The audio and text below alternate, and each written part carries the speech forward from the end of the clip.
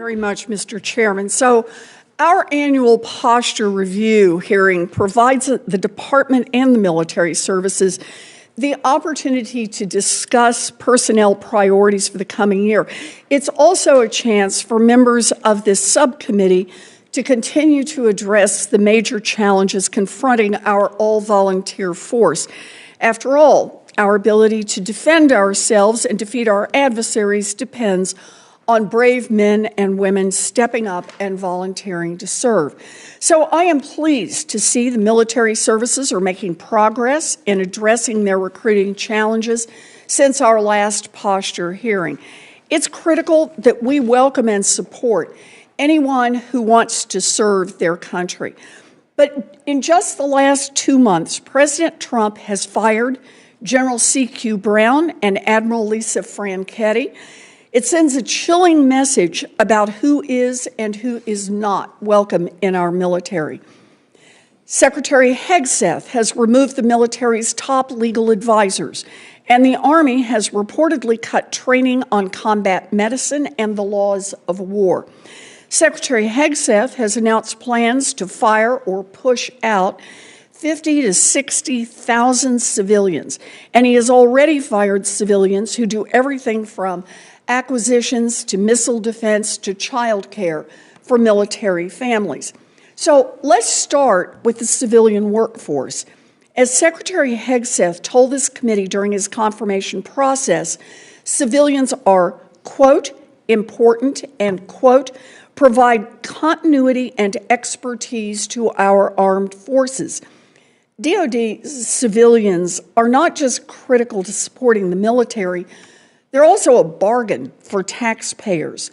The most recent study from the Federal Salary Council found that civilian employees earned nearly 25% less than their counterparts in the private sector. They come to work because they believe in the most important mission we have, and that is to keep Americans safe. But what are co-presidents Trump and Musk doing? Well, just last week, President Trump signed an illegal executive order attacking federal unions and stripping federal employees of their rights. At DoD, this won't make us safer. This won't make us more efficient. It will diminish morale and harm recruiting. DOGE has plans to slash the DoD workforce by 8%. The results will fall into one of 3 buckets, and none of them are good. First, the military manpower could be pressed into service to accomplish the tasks that are more appropriately performed by civilians. Or the federal government could pay billions more to backfill these employees by using contractors, or critical work could just be left undone. So far, neither Elon Musk nor Secretary Hegseth has given any indication of how they plan to deal with the workload that these civilian employees currently perform. As part of the 8% planned reduction, Elon Musk has taken a chainsaw to DoD's probationary workforce. Think about what that means. It means firing workers who've been recently promoted or who've been hired to fill a critical need, often to fill gaps identified by members of this very committee. The law makes very clear that the Secretary must make sure that reductions do not jeopardize our national security. Specifically, the law, 10 U.S.C. Section 129A, mandates that the Secretary may not reduce the civilian workforce, quote, unless the Secretary conducts an appropriate analysis of the impacts of such reductions on workload, military force structure, lethality, readiness, operational effectiveness, stress on the military force, and fully burdened costs, end quote.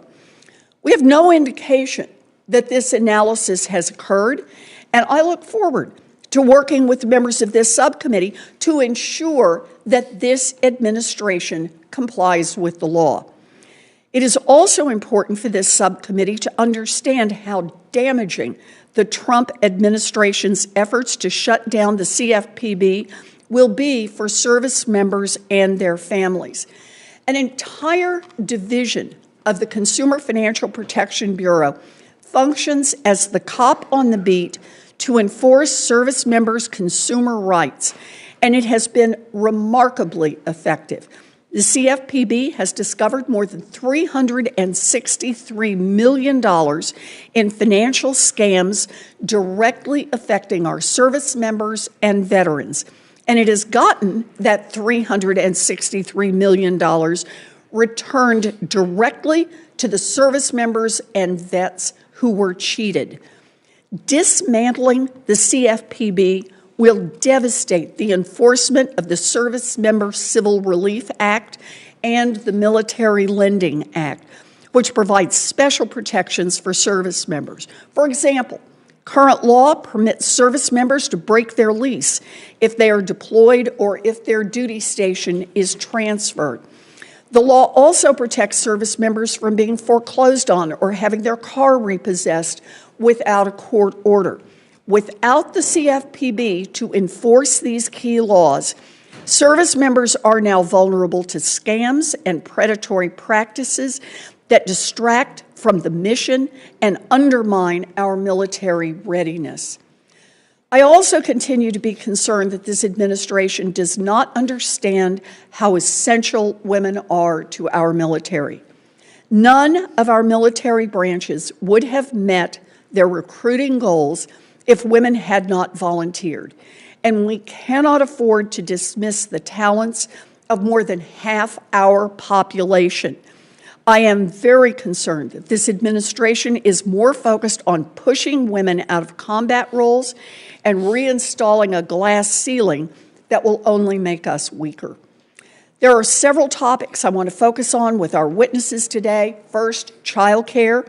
We need to make sure that service members have access to high-quality, affordable childcare. The most recent Blue Star Families survey confirmed that childcare, quote, continues to be a top barrier to employment for active duty spouses, close quote. Failing to address these shortfalls threatens retention and will drive out the military families we need. And second, making sure that service members receive the benefits they deserve and are protected against predatory companies. To thank service members for the sacrifices they make, Congress has created programs like the Public Service Loan Forgiveness and Tuition Assistance Program, making it easier for service members to get the education that they want and that they need. I look forward to discussing how we can improve those programs in a bipartisan fashion.